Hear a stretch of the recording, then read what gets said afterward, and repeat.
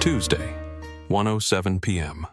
Detroit felt like it was on fire under the August sun. Heat shimmered off the pavement, making the street look like a sheet of molten glass. I, Noah Collins, 36, veterinarian at Riverview Clinic, just wanted a greasy Reuben sandwich to quiet the hunger after a morning of emergency cases. My old SUV turned down an alley behind my favorite deli. I had no idea the next 30 seconds would follow me for the rest of my life. The sound came out of nowhere.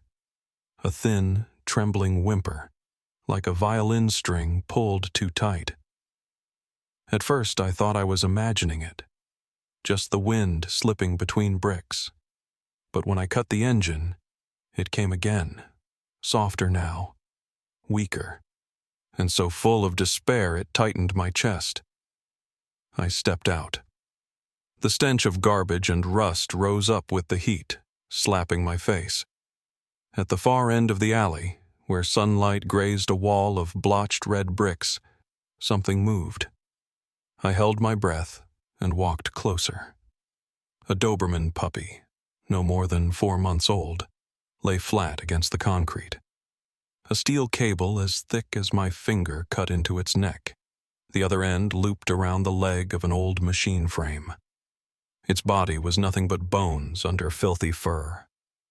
But what stopped me cold was the front left leg, grotesquely swollen, skin tight and purplish red like a grapefruit boiled too long, split and leaking yellow fluid.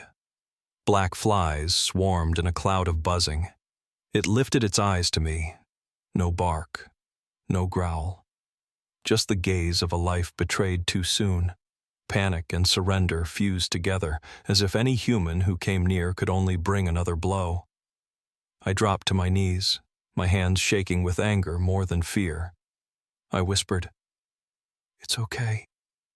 I'm here to help." Just then, an engine roared at the mouth of the alley. I turned. A dark gray pickup eased around, sunlight flashing off its mirrors. In that split second, the bed cover flipped up, and I saw what I didn't want to see. 2 coils of the same steel cable rolling inside. The man behind the wheel leaned out, face flushed, voice rough and hard. "Don't you touch my dog." The air is locked tight. The sun burned like a torch. On one side was I, kneeling beside a dying creature. On the other hand was the man who had left it here to die. My heart pounded. In a heartbeat, I knew I was standing between 2 choices: walk away and stay safe, or step forward and face him. I drew a deep breath. Then I stood. "I'm a vet. This pup's dying by the minute. Today it's not going to die here." The pickup growled, threw up a swirl of dust and trash, and sped off. But my words still echoed against the bricks. I bent down again. The puppy's eyes clung to mine, trembling with each breath. In the blistering heat, in the sickly sweet smell of decay, I saw one question staring back at me. "What will you do?" I clenched my fist, steadied my voice, and whispered, "I choose to save you." Detroit never softens in the summer.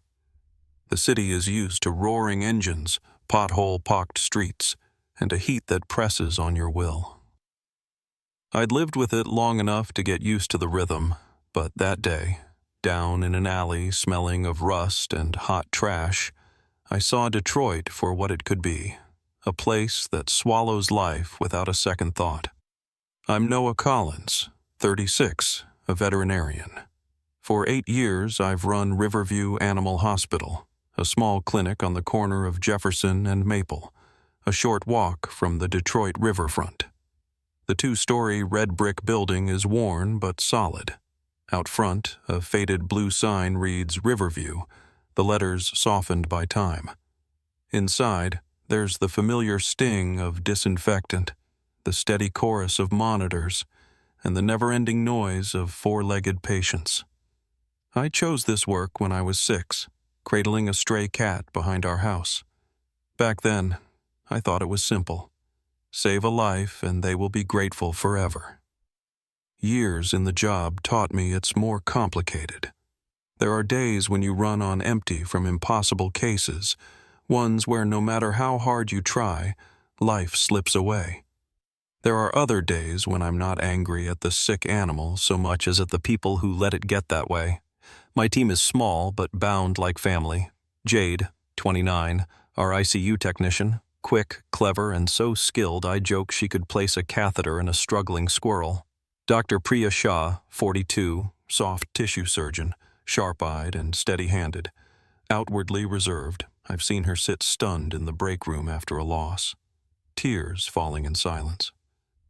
And Dr. Mike Turner, 58, our orthopedic surgeon, tall and spare, hair silver as frost, a voice that steadies you. He's our anchor. He never panics, even when things go sideways. Those people are Riverview's pillars. As for me, on my hardest days, I wonder if I still have the strength to keep the veterinary version of the Hippocratic vow, primum non nocere, when life keeps eroding your faith. That morning had already been bruising. A bulldog collapsed from heat shock after being left in a car. A cat with a painful urinary blockage shredded its owner's hand in panic. A Labrador swallowed an entire bar of dark chocolate. I worked through each case with a gnawing hunger and a throb behind my neck. The only food I'd had was the sad box of salad I'd packed at 6 a.m., sitting on my desk like a quiet reminder of my helplessness. That's why I cut into the alley, just for a hot Reuben. But life never asks whether you're ready for what it's about to throw at you. And then I found it. A 4-month-old Doberman puppy, a soft skeleton wrapped in steel cable like scrap, was left hunched against the concrete.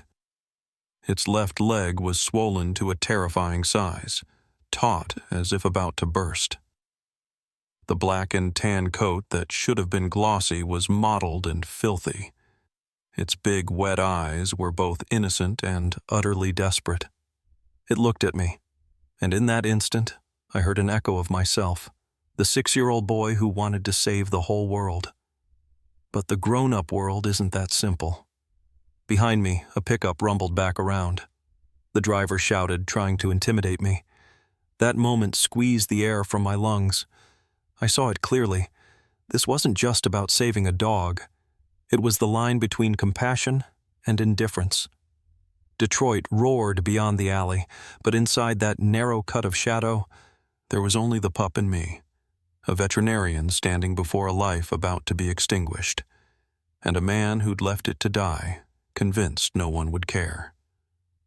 I made a choice. I didn't know how I'd manage it. I didn't know if the puppy would live. But in that single instant, I knew this. If I turned away, it would die, and I would lose myself. I whispered, my voice hoarse but steady. Today, you will get a second chance. I pulled out my phone, my fingers slick with sweat as they slid across the screen. Jade, prep sedatives, IV fluids, catheter, bolt cutters. I'll be there in 10 minutes. Prep the OR. Her voice was steady as always. Copy, Doc. Be careful. I shoved the phone back into my pocket and bent close to the dog. She was panting, each breath a raw, painful rise and fall. I could read the struggle in her eyes. She wanted to pull away, but the cable held her fast and her body was too weak to fight. I reached into the emergency kit and pulled out a pre-mixed syringe of sedative, dexmedetomidine and butorphanol. I knew one injection would buy her a reprieve from the savage pain tearing through every nerve. Just a little, I whispered, the words low, almost to myself. I took a deep breath, stepped forward, and chose the right hip muscle. The needle touched skin.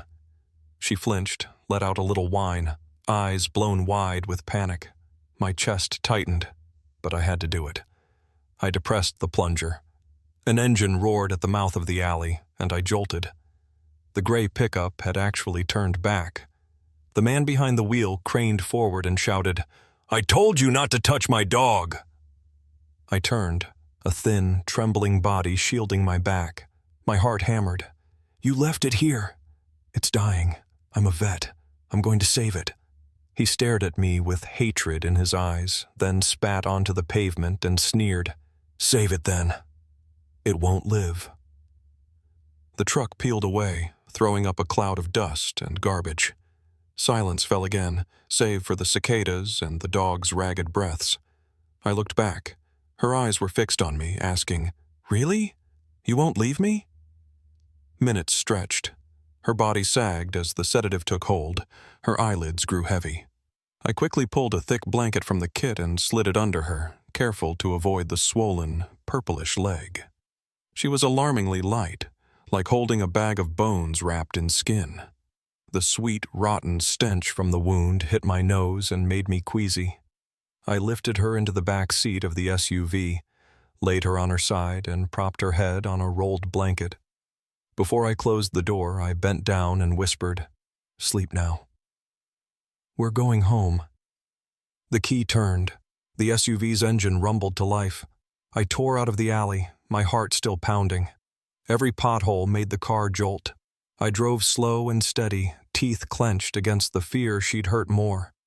In the rearview mirror, her little chest still rose, slowly, but steadily.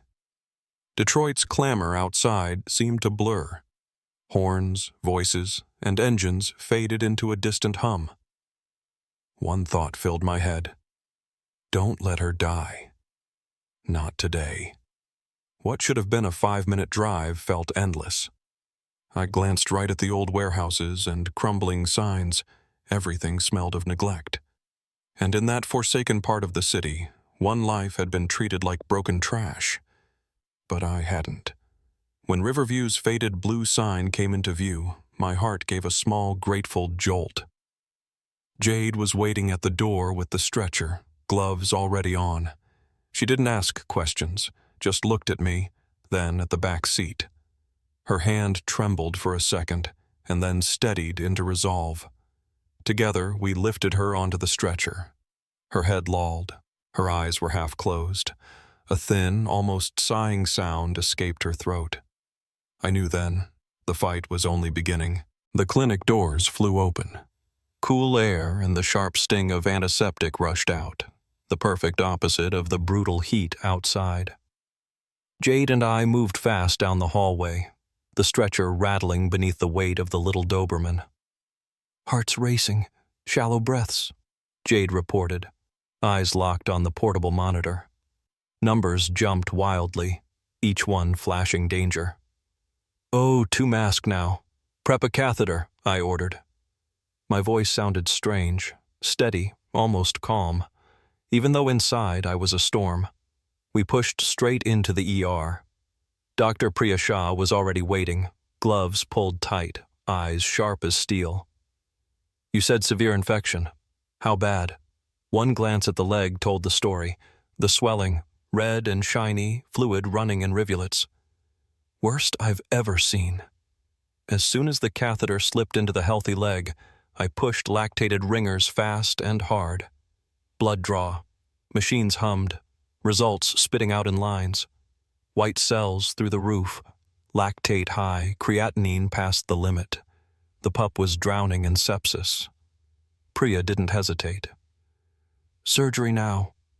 Without it, she's dead in an hour. I nodded and grabbed the phone, calling Dr. Mike Turner, our orthopedic surgeon. Mike, I've got a Doberman pup. Front left leg, massive abscess, risk of necrosis. I need you now. His deep voice came through the speaker, steady as always. 10 minutes. While we waited, Jade pushed broad-spectrum antibiotics, started a second line, and prepped the anesthesia kit. I peeled off my jacket, scrubbed up, the sharp scent of antiseptic cutting through the sickly sweetness that still clung to my clothes. The surgery began so quickly that I forgot about my gnawing hunger. The puppy lay small under the green drape, monitor beeping steadily. Mike managed anesthesia, eyes glued to the numbers. Priya and I stood over the swollen leg. Begin, she said. The scalpel touched the taut skin, and like a dam bursting, thick pus shot out in a stream, the rancid stench hitting us even through our masks. Jade switched the suction on, but there was too much, spilling like a tide. My chest heaved, but I held steady. We widened the incision. Inside was a maze of dead tissue, gray, mushy, blood vessels eaten away. Priya frowned. "This is a pressure bomb. We have to clear every scrap of necrosis. If we don't, sepsis wins." I nodded, my hand moving with precision, slicing away rotten tissue piece by piece. Suddenly, Mike spoke. "Blood pressure dropping. Push more fluids. Get a vasopressor ready." I glanced at the monitor. The heart raced erratically. It felt like I was holding a glass egg, one slip away from shattering. And then, snap. The lights died. The OR plunged into darkness. 1 second of dead silence. The monitor sputtered, then flatlined. Jade's sharp cry cut the air. "Power's out!" My own heart froze, but instinct surged. "Mike, hold the airway."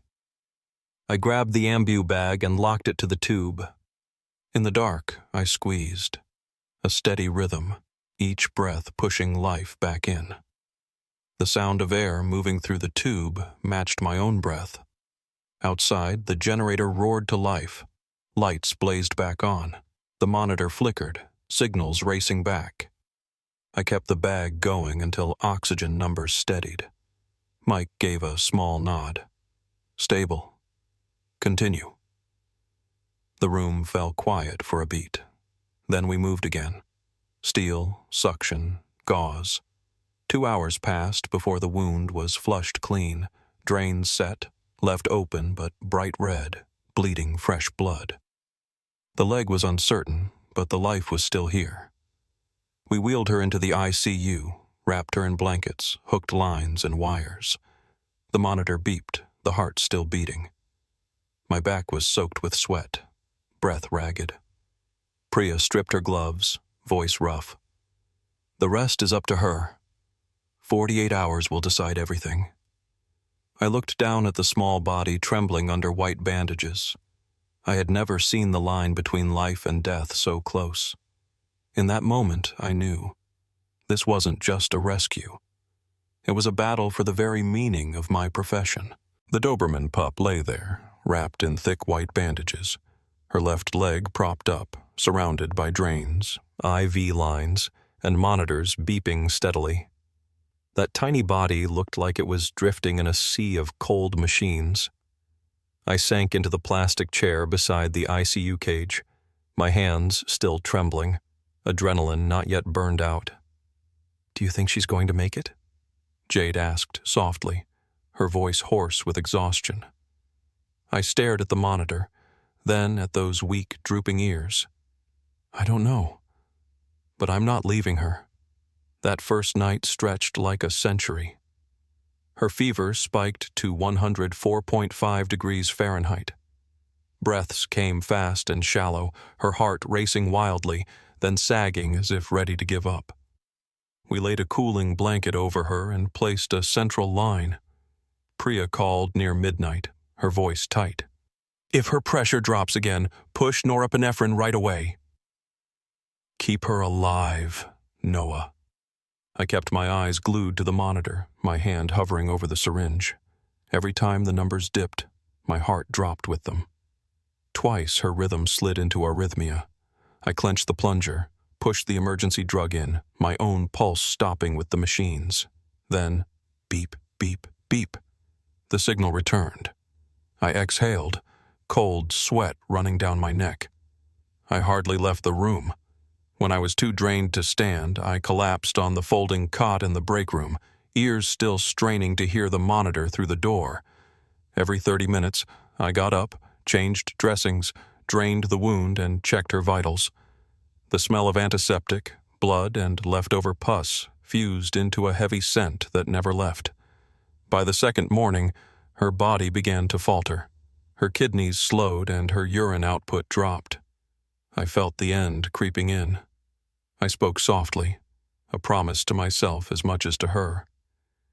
"Don't give up, Ace.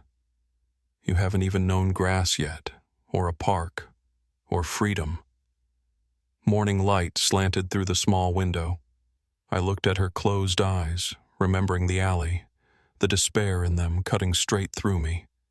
If she died, that look would haunt me forever. Late that second afternoon, another crisis hit.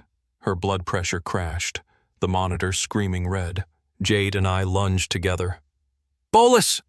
Vasopressor now!" I shouted. Jade injected fast, her hands trembling but sure. We caught each other's eyes in the harsh ICU light. For one heartbeat, I thought we'd lost. "Don't die. Please don't die," I muttered, my hand on her chest, feeling each erratic thump. I realized I was praying, something I'd stopped doing long ago after watching too many patients slip away. But now I whispered like a child again. Time stretched thin. The monitor flickered, then slowly steadied. Her heartbeat evened out. I nearly collapsed into the chair, too exhausted to lift my arms. Jade wiped at her eyes quickly, pretending she hadn't cried. The second night ended in weary silence. I leaned my head against the ICU cage, staring at the tiny body buried under wires, and whispered, "If you make it through tonight, I'll never walk away from you." And then, on the third morning, something had changed. I opened the ICU door, my eyes stinging from lack of sleep. The monitor still beeped, but this time the numbers were better. I came closer. Those brown-black eyes cracked open, dulled by drugs but unmistakably looking at me. My heart jumped. I slid my hand through the cage, resting it gently on her head. I was afraid she'd pull away, but she didn't. She tilted her head, just a little, pressing into my palm. A small gesture, but it caught in my throat. In those eyes, despair had retreated just enough to make space for a fragile flicker of trust. I bit my lip, tears rising before I could stop them. I knew we hadn't won yet. But in that moment, for the first time, I believed she might not give up. And neither would I. From the morning she first rested her head in my hand, everything began to change. Not quickly, not easily, but enough for me to believe we'd stepped back from the edge. On the third day, she licked a little water from the bowl. Just a few sips, but to me it was a symphony. I called out with joy, and Jade smiled softly. "She's chosen to live, Doc." On the fourth day, she tried to eat. We spoon-fed her a special recovery formula. At first, she turned her face away, lips trembling. I whispered patiently, "Just try, Ace." One bite. At last, she swallowed. One spoonful, then another. The faint sound of her chewing rang in my mind like a victory bell. Her wounds needed care every day.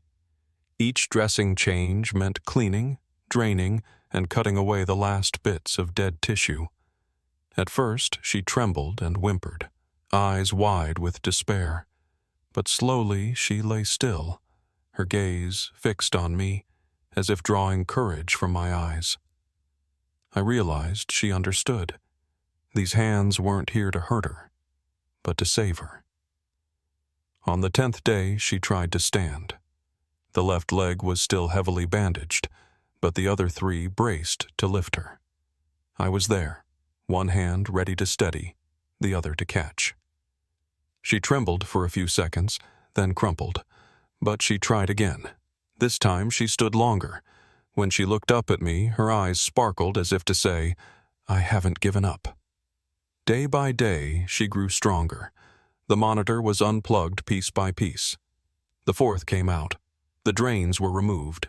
Each disappearing line felt like a small victory. I called her Ace, the unexpected wild card, the survivor no one believed would win. We did everything by the book, scanned for a microchip, alerted shelters, and posted notices. No one came. Not a single call. I felt relief and bitterness at once. The world had turned its back on her. But I hadn't. The day she first stepped into the backyard of the clinic, I froze. Sunlight poured over her scarred black and tan coat, ears pricking at the breeze. She walked slowly, 3 legs steady, the injured one still stiff, but her head was high. She inhaled the scent of grass as though discovering the world for the first time. I sat down on the lawn, watching. She paused, turned, her eyes meeting mine. And in that moment, I saw it clearly. A look back. A glance without words, but enough to tell me she knew who hadn't abandoned her. My throat closed. I smiled through tears and whispered, "Yeah, Ace, we made it." That moment was the peak. Every foul smell, every drop of sweat, every sleepless night gathered into one blow to my chest, not for the victory itself, but for the trust in her eyes. In this profession, I've stood at the edge too many times, where death snuffs out effort. But with Ace, I witnessed the opposite. A life climbing back from the brink, standing up, turning back, telling me that what I do is not meaningless. In the late-day sun, Ace limped forward, but each step carried pride. I knew the scar on her leg would never fade, but to me, it wasn't a mark of cruelty. It was a medal of survival. And when she looked back once more, that glance became the answer to all the nights I'd asked myself, do I still have the strength to keep doing this? The answer was yes. The day she was officially coming home, Detroit had slipped into autumn. The suffocating August heat had given way to a cool breeze, and the maples along the boulevard were turning gold. I parked in front of my house, the familiar SUV now carrying a special passenger. Not a dying patient anymore, but a true friend. I opened the door and called softly, "Ace, come on out." She stepped down, 3 legs steady, the left still limping but full of pride. Sunlight caught her black and tan coat, her dark eyes bright and clear. I'd bought her a new leather collar, soft and snug, in a deep brown. No more steel cables, no more chains. I buckled it around her neck and whispered, "From now on, you're home." Inside, my 2 cats, Thing 1 and Thing 2, sat perched atop the fridge like twin gatekeepers. Ace stopped, looked up, and sniffed once. No barking, no challenge, just a slight bow of her head before turning away like a polite gentleman. I laughed. "All right, you'll learn to live with them." I walked her through the house. Every room was new. She sniffed every corner, listening to the familiar sounds of a home, the creak of wood underfoot, the faint scent of coffee in the kitchen, sunlight spilling through the living room curtains. I realized the sweetest sound in my life at that moment was her nails tapping across the hardwood floor, the sound telling me I wasn't coming back to an empty house anymore. That afternoon, I lay out the new bed I'd bought, the most expensive orthopedic mattress at the pet store, at the foot of my own bed.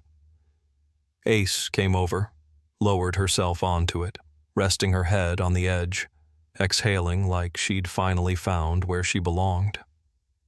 I sat down beside her, stroking her ears.